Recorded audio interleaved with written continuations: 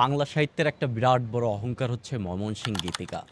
এই ময়মনসিংহ গীতিকা সংগ্রহ করেছিল চন্দ্রকুমার দে। এই জাতীয় ইনফরমেশন আমরা বিসিএস প্রস্তুতির জন্য সবসময় পড়ি, যে ময়মনসিংহ এলাকার বিভিন্ন জায়গা ঘুরে ঘুরে বৃহত্তর ময়মনসিংহের চন্দ্রকুমার দে এই ময়মনসিংহ গীতিকাগুলো সংগ্রহ করেন। কিন্তু ডক্টর দীনেশচন্দ্র সেন এইটা সম্পাদন করেন এবং কলকাতা বিশ্ববিদ্যালয় থেকে এটা প্রকাশিত হয় 1923 সালে। এই জায়গা এসেই একজন পরীক্ষার্থীর বা চাকরি প্রার্থী সন্দেহ জাগা উচিত যে দীনেশচন্দ্র সেন কলকাতা বিশ্ববিদ্যালয় থেকে জিনিসটা পাবলিশ করলো, তাহলে চন্দ্রকুমার দে কেন এটা সংগ্রহ করলো? এই রকম প্রশ্ন যত বেশি আপনি করবেন, তত সাহিত্য আপনার কাছে সহজ, সাবলীল, আনন্দদায়ক হবে। আমরা গল্পটা বলি। এই চন্দ্রকুমার দে মূলত একজন অভাবী মানুষ ছিলেন। তিনি সাহিত্যের প্রতি অনুরাগী ছিলেন, বিশেষ করে লোকসাহিত্য। লোকসাহিত্য কোনগুলো? যেগুলো মানুষের মুখে মুখে প্রচলিত, যেমন কেচ্ছা, গল্প, কাহিনী, ধাঁধা। ওই যে ছোটবেলায় আমরা শুনতাম, এক দেশে ছিল এক রাজা, আরেক দেশে ছিল এক রানী। সাধারণত আমাদের দাদারা বা দাদিরা, নানিরা এই গল্পগুলো আমাদেরকে করতো। এইগুলো মানুষের মুখে মুখেই কিন্তু প্রচলিত, এইগুলোই হচ্ছে লোকসাহিত্য।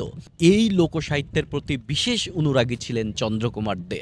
কিন্তু গরিব মানুষ, একজনের দোকানে কাজ করতেন। তারপরেও তিনি এই লোকসাহিত্য নিয়ে একটা লেখা লেখেন, মহিলা কবি চন্দ্রাবতী নামে। এই লেখাটা তদানীন্তন পত্রিকায় প্রকাশিত হয় এবং এইটা ডক্টর দীনেশচন্দ্র সেনের নজরে আসে এবং তিনি এই লোকসাহিত্য নিয়ে পরবর্তীতে কাজ করার জন্য কলকাতা বিশ্ববিদ্যালয়ের কাছে ফান্ড চান এবং কলকাতা বিশ্ববিদ্যালয়ের পক্ষ থেকে চন্দ্রকুমার দেকে এই সাহিত্য সংগ্রহের জন্য নিয়োগ দেওয়া হয়। এখন এইখানে চন্দ্রাবতীকে, চন্দ্রাবতী হচ্ছে বাংলা সাহিত্যের প্রথম মহিলা কবি। আমরা মঙ্গল কাব্য বা মনসা মঙ্গলের যে কাহিনী আমরা শুনেছি, এই যে বেহুলা লক্ষিন্দার বেহুলার বাসর ঘরে ঢুকে সাপে বেহুলাকে কেটে ফেলেছে, দেন বেহুলা লক্ষিন্দারকে নিয়ে যে নৌকায় ভেসে গিয়েছে, এই জিনিসটা হচ্ছে মঙ্গল কাব্য, নাম মনসা মঙ্গল।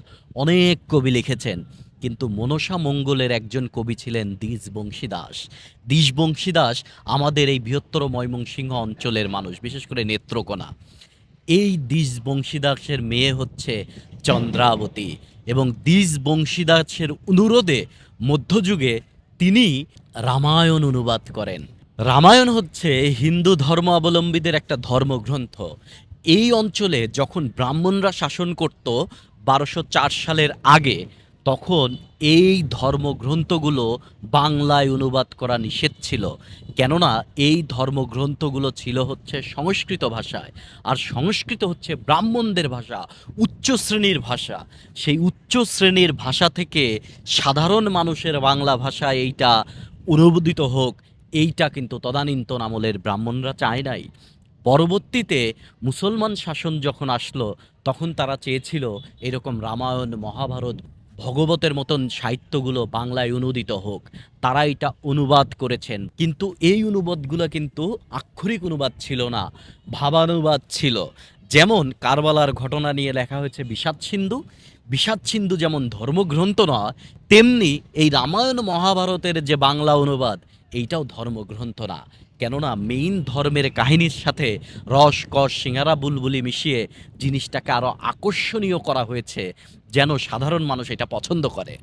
তো চন্দ্রাবতী তার পিতা দ্বিজবংশী দাসের অনুরোধে রামায়ণ অনুবাদ করেন, কিন্তু চন্দ্রাবতী তো মেয়ে মানুষ, আর রামায়ণের প্রধান যে মেয়ে চরিত্র সেটা হচ্ছে সীতা। সীতাকে তুলে নিয়ে গেছে রাবণ, তাকে উদ্ধার করতে হবে, সীতার দুঃখ কষ্ট দুর্দশা। আর চন্দ্রাবতী মেয়ে, তিনি মূলত তার রামায়ণে এই সীতার দুঃখের কথাই বেশি বলেছেন। এই জন্য চন্দ্রাবতীর রামায়ণকে বলা হয় আসলে সীতায়ন, নট রামায়ণ, সীতায়ন। এই চন্দ্রাবতী তিনিও কিন্তু লোকসাহিত্য লিখতেন, কেননা লোকসাহিত্যের কবি ছিলেন তার পিতা দ্বিজবংশী দাস। আর এই চন্দ্রাবতী সাহিত্যকর্ম নিয়েই চন্দ্রকুমার দে লিখেছিলেন মহিলা কবি চন্দ্রাবতী। তা দেখে ডক্টর দীনেশচন্দ্র সেন বিশেষ আকর্ষণ অনুভব করেছিলেন এবং কলকাতা বিশ্ববিদ্যালয় থেকে একটা মাসিক বেতনে চন্দ্রকুমার দেকে নিয়োগ দেওয়া হয়। তিনি বৃহত্তর ময়মনসিংহ অঞ্চলে ঘুরে ঘুরে মানুষের কাছ থেকে এই লোকসাহিত্যগুলো সংগ্রহ করেন। পরবর্তীতে ডক্টর দীনেশচন্দ্র সেন এটা সম্পাদনা করেন এবং কলকাতা বিশ্ববিদ্যালয় থেকে ১৯২৩ সালে এটা প্রকাশিত হয়। এই ময়মনসিংহ গীতিকাতে মোট ১০টা পালা আছে। পালা মানে আসলে মূলত গল্প কেচ্ছার গান টাইপের। এর মধ্যে একটা পালা হচ্ছে দস্যু কেনারামের পালা। এইটাই লিখেছেন চন্দ্রাবতী। শুরুতে এই ময়মনসিংহ গীতিকাকে আমরা কেন বাংলা সাহিত্যের একটা অহংকার বা গৌরব বললাম? কেননা এই সাহিত্যটা ২৩টি ভাষায় অনূদিত হয়েছে, বিশ্বের বিভিন্ন জায়গায় ছড়িয়ে ছিটিয়ে গিয়েছে। এই সাহিত্যগুলো আমাদের সাহিত্যের রুট, আমাদের অহংকার। এখন এতক্ষণ ধরে বাংলা সাহিত্য নিয়ে আপনার যে তথ্যগুলা দিলাম, প্রত্যেকটা তথ্য একটা একটার সাথে কানেক্টেড কিনা? আপনি শিখতেছেন ময়মনসিংহ গীতিকা, এইখান থেকে শিখতেছেন লোকসাহিত্য, এইখান থেকে শিখতেছেন চন্দ্রাবতী, এইখান থেকে শিখতেছেন মঙ্গল কাব্য, বিশেষ করে মনসা মঙ্গল, দ্বিজবংশীদাস। সব কিছু একটা একটার সাথে কিন্তু কানেক্টেড। এই কানেকশনগুলো আপনাকে খুঁজে বের করতে হবে। এর জন্য বর্তমান সময়ে গুগল আছে, এআই আছে। আপনি এআই ব্যবহার করেন, কিন্তু এআই এর যে তথ্যগুলো, এইটা আবার অথেন্টিক ওয়েবসাইটগুলো থেকে ভেরিফাই করতে হবে। কেননা এআই অনেক সময় রং ইনফরমেশন দিতে পারে।